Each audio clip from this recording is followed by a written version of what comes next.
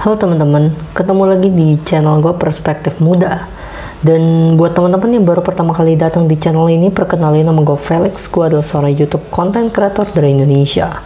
Dan sesuai judul video kali ini, Retributive versus Restorative Justice. Apa sih itu? Dimana kita langsung aja, gue mau ngebahas bahwa yang pertama nih, kita ke Retributive Justice dulu nih. Retributive Justice itu apa sih sebenarnya, gitu kan? Dan sebenarnya lebih bagus retributif atau restoratif. Restoratif itu apa, retributif itu apa, dan itu gimana keberlakuannya. Nah, retributif itu pada intinya retributif untuk retribusi untuk mendapatkan kepuasan, mendapatkan lebih ke arah dia mau menghukum gitu loh. Dasarnya itu dari tindakan retributif tuh dia mau dapat balasan dengan dia menghukum gitu. Jadi dia orang-orang yang menganut retributive justice akan cenderung berpikir bahwa the best solution, solusi yang terbaik adalah dengan kita menghukum.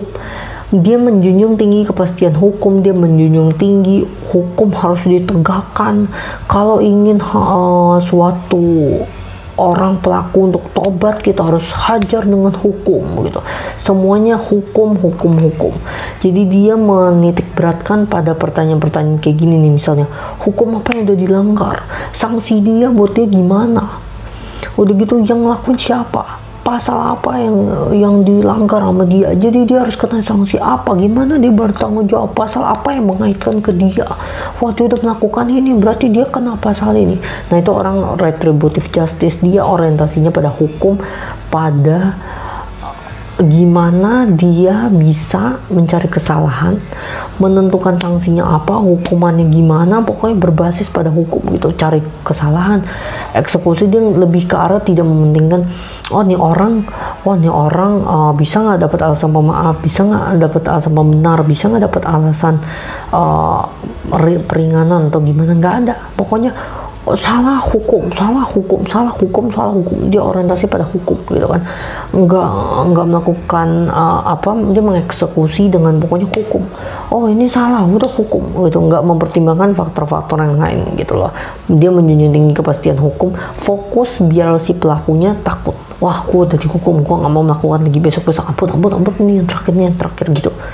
Jadi dia menitik beratkan hukum as a penal solution, hukum sebagai yang dijunjung tinggi untuk sebagai upaya mengendalikan. Emang hukum itu kan upaya sebenarnya diciptakan, suatu sistem yang diciptakan untuk menciptakan keteraturan, ketertiban di dalam lingkungan masyarakat. Tapi gak semuanya bisa dilakukan semua dengan retributive justice gitu. Tapi ada juga yang hukum harus ditegakkan, kepastian hukum, ya ini retributive justice. Satu lagi restorative justice yang udah sebutin di video sebelumnya. Restorative justice itu dia cenderung untuk fokus ke merestore, bagaimana kita mengembalikan ke keadaan semula. Orang ini udah ditangkap, ditahan, gimana dia bisa di restore supaya dia bisa balik ke masyarakat, gimana dia bisa untuk live her life gitu, hidup ke kehidupan dia yang sebelumnya, yang ya udah bekerja dengan baik, jangan melakukan yang gak benar lagi gitu loh. Bertujuan mengembalikan sehingga menciptakan kesejahteraan di masyarakat terhadap orang itu gitu, terhadap si korban atau terhadap si pelaku itu gimana gitu loh. Nah, dia orientasinya untuk gimana mengembalikan, dia berunding gitu kan. Kalau yang tadi anak-anak itu kemarin yang udah gue upload, anak-anak dia fokus untuk gimana caranya dia coba mediasi, coba mengadil di luar jalur peradilan, kumpul bersama, oke, lo maunya gimana, gue minta maaf atas segala kesalahan yang udah gue lakuin, gimana cara biar gue bisa merestore, gue harus gimana membantu lo, ada sanksi atau gimana gitu. Jadi lebih ke arah pemulihan, dia bukan fokus untuk harus dapat hukuman, enggak. Jadi dia fokusnya untuk gimana ngembalin keadaan itu sebagai semula gitu loh. Nah, dia fokus untuk misalnya rehab korban, fokus untuk pemulihan nama baik korban, penyembuhan korban, rekonsiliasi hubungan antara korban sama pelaku gitu loh, penyembuhan si pelakunya gimana gitu. Jadi dia fokus korbannya butuh apa, gimana cara rekonsiliasinya, siapa kewajiban hak sama kewajiban hak kewajiban korban pelaku gimana. Dan pokoknya dia fokus untuk gimana caranya kita bisa ngembaliin ke keadaan semula. Oh, yang tadi dia bekerja orang baik sebenarnya jadi begitu lagi.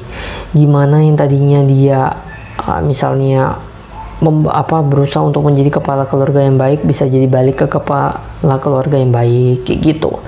Jadi udah jelas ya, perbedaan sebenarnya ini simple, nggak terlalu rumit. Retributif fokus ke hukum, gimana dia bisa menyelesaikan semuanya dengan hukum. Kalau restoratif, gimana dia bisa mengembalikan ke keadaan semula sebelum tindak pidana, sebelum perkara itu terjadi, kayak gitu. Atau sebelum kejadian itu terjadi, sebelumnya gimana dia mau balikin to how it was before, kayak gitu. Jadi itu sih gambaran umum seputar retributif dan restoratif justice. Semoga ini bisa kasih pandangan ke kalian semua, bisa kasih perspektif ke kalian semua, supaya kalian bisa lebih memahami lagi terkait retributif dan restoratif justice. Oke, segitu aja video dari gua.